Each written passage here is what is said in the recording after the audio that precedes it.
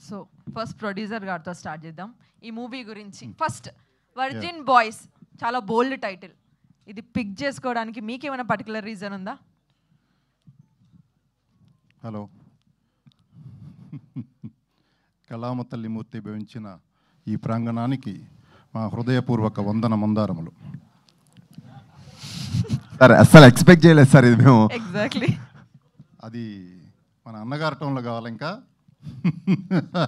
కళామ తల్లి మూర్తి భవించిన ఈ ప్రాంగణానికి మా వంతు హృదయపూర్వక వందన మందారములు.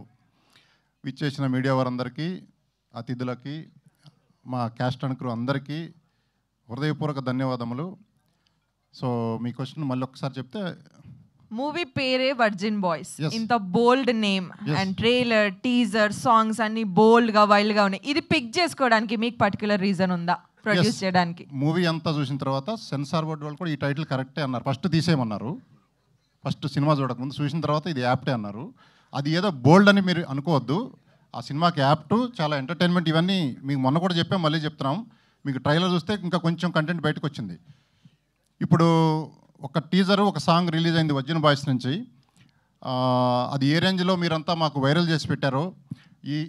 ఈ సినిమాకు సంబంధించి పెద్ద హీరోలు లేరు, పెద్ద హీరోయిన్లు లేరు, డైరెక్టర్లు, ప్రొడ్యూసర్లు పెద్దవాళ్ళు కాదు, సెలబ్రిటీలు కూడా లేరు.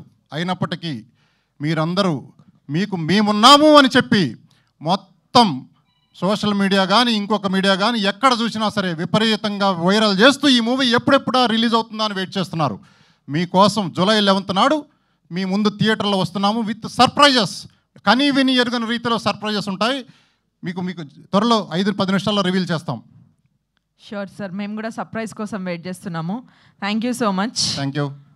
ఇప్పుడు డైరెక్టర్ గారు, captain of the ship director గారికి ఇస్తున్నాను, గీతానంద్. అతను చిన్నోడు చాలా. ఆనంద్